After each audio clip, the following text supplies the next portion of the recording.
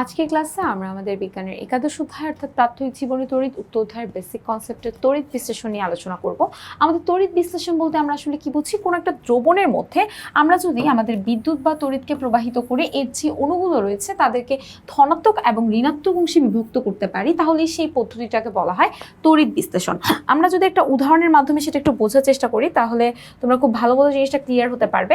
ধরো আমি সোডিয়াম এবং ক্লোরিনের কথা তোমাদেরকে বোঝাতে চাচ্ছি যে সোডিয়াম এবং ক্লোরিনকে নিয়ে আসলে কি হয়। আমরা জানি সোডিয়ামের পারমাণবিক সংখ্যা হলো 11। সোডিয়ামে যদি ইলেকট্রন বিন্যাস করি তাহলে দেখো প্রথম কক্ষপথে 2টা, পরবর্তী কক্ষপথে 1 2 3 4 5 6 7 8 8টা ইলেকট্রন হয় এবং লাস্ট কক্ষপথে আমার একটা ইলেকট্রন হয়। এবার ক্লোরিনে যদি আমরা ইলেকট্রন বিন্যাস করি একইভাবে, ক্লোরিনের 17টা পারমাণবিক সংখ্যা 17, অর্থাৎ তার মধ্যে 17টা ইলেকট্রন থাকে। প্রথম কক্ষপথে 2টা ইলেকট্রন দিলাম, পরবর্তী কক্ষপথে আমাদের 8টা এবং তার পরবর্তী কক্ষপথে আমাদের বাকি 7টা ইলেকট্রন কিন্তু দিতে হলো। এখন আমরা কিন্তু জানি যে আমাদের প্রত্যেকটা মৌলই চায় কি, স্থিতিশীলতা অর্জন করতে। এখন একটা মৌলের স্থিতিশীলতা অর্জন করার জন্য তার আসলে কি দরকার বলতো, তার শেষ কক্ষপথে অষ্টকপূর্ণ হওয়া আসলে দরকার, বা তার পুরো কক্ষপথটা পরিপূর্ণ হওয়া দরকার।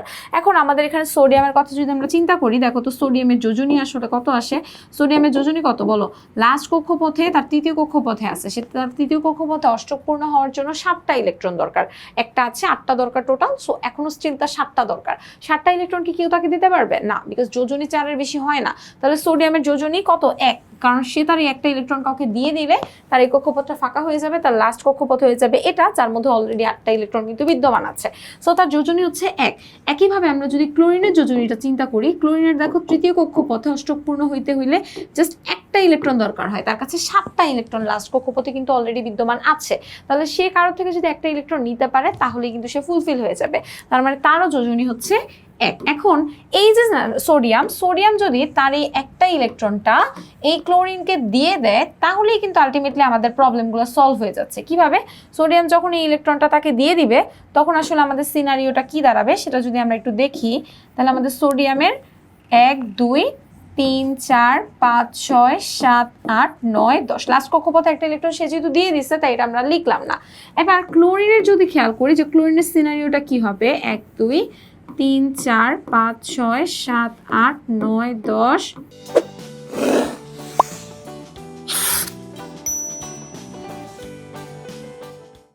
11 12 13 14 15 16 17 17টা তো আগেই ছিল। যে একটা ইলেকট্রন সে ওখান থেকে নিছে ওটাকে আমরা আলাদা একটা চিহ্নের মাধ্যমে প্রকাশ করবো, ধর আমি স্টার দিলাম, ঠিক আছে।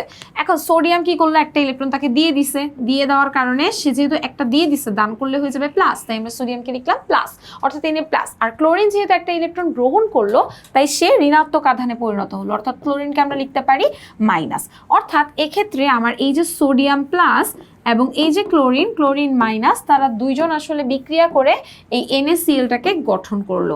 সো বেসিক্যালি NaClকে যদি তুমি ভাঙো তাহলে সে আসলে এই NaClকে ভাঙলে সে আসলে এরকম সোডিয়াম প্লাস এবং ক্লোরিন মাইনাস এরকম আয়নে আসলে পরিণত হয়েছে, এবং এটাকেই বলা হয় বেসিক্যালি তড়িৎ বিশ্লেষণ। আশা করি এই জিনিসটা বুঝতে পেরেছো। আমরা এখানে দেখি আমাদের কি বলা হচ্ছে যে তড়িৎ বিশ্লেষণের মধ্যে কোনো দ্রবণের মধ্যে বিদ্যুৎ বা তড়িৎকে প্রবাহিত করে এর অণুগুলোকে যদি আমরা ধনাত্মক এবং ঋণাত্মক অংশে বিভক্ত করি তাহলে সেই পদ্ধতিটাকে বলা হচ্ছে তড়িৎ বিশ্লেষণ। আমরা যেমনই উদাহরণটা করলাম ঠিক তেমন এখানে অনেকগুলো উদাহরণের কথা বলা হচ্ছে, H2SO4 থেকে 2H+, SO4 minus minus, HNO3, copper sulphide, তারপরে AgNO3, NaOH, তো এগুলোর কথা বলা হচ্ছে এখানে। এবার এখানে দেখো তুতের দ্রবণের তড়িৎ বিশ্লেষণ কিন্তু তোমাদের এক্সামে অনেকবারই আসে।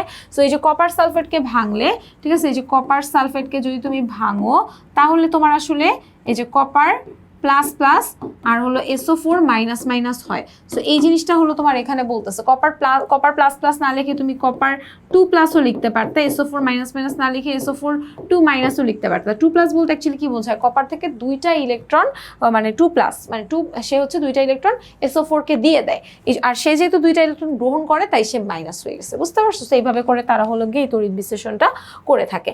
এখানে আমাদের তড়িৎ বিশ্লেষণের গুরুত্ব নিয়ে আলোচনা করা হচ্ছে যে তড়িৎ বিশ্লেষণের গুরুত্বটা কি। দেখো এখানে তড়িৎ প্রলেপন, তড়িৎ মুদ্রণ, ধাতু নিষ্কাশন এবং শোধন নিয়ে কথা বলা হচ্ছে। তড়িৎ প্রলেপনটা কি? আমরা এই যে তড়িৎ বিশ্লেষণ যখন করি তখন একটা ধাতুর উপরে অন্য একটা ধাতুর যদি প্রলেপ দেই তাহলে সেটাকে বলা হচ্ছে তড়িৎ প্রলেপন।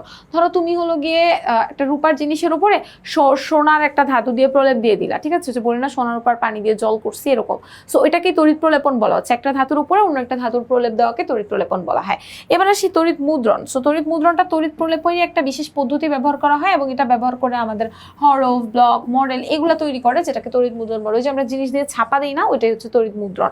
তারপরে দেখো আমাদের ধাতু নিষ্কাশনের কথা কি বলতেছে, যে আমাদের খনি থেকে যেই ধাতুগুলা পাওয়া যায়, খনি থেকে প্রাপ্ত ধাতু, সেই ধাতুটার মিশ্রণ থেকে ধাতু প্রাপ্তির যে প্রক্রিয়া সেটাকে ধাতু নিষ্কাশন বা শোধন বলে। এই যে আমরা স্বর্ণের খনি থেকে যে স্বর্ণ উত্তোলন করি সেটাকে একদম প্রপার স্বর্ণ থাকে না, থাকে না, সেটাকে আমাদেরকে কি করতে হয়, ওই ধাতুটাকে পাওয়ার পরে বিশুদ্ধ করতে হয়, শোষণ করতে হয়। তো সেটাই বলতেছে, খনি থেকে আমরা যেই ধাতুর মিশ্রণটা পাই সেখান থেকে বিশুদ্ধ ধাতুর প্রাপ্তির যে প্রক্রিয়াটা, এই টোটাল প্রসেসটাকে বলা হচ্ছে ধাতু নিষ্কাশন এবং শোষণ।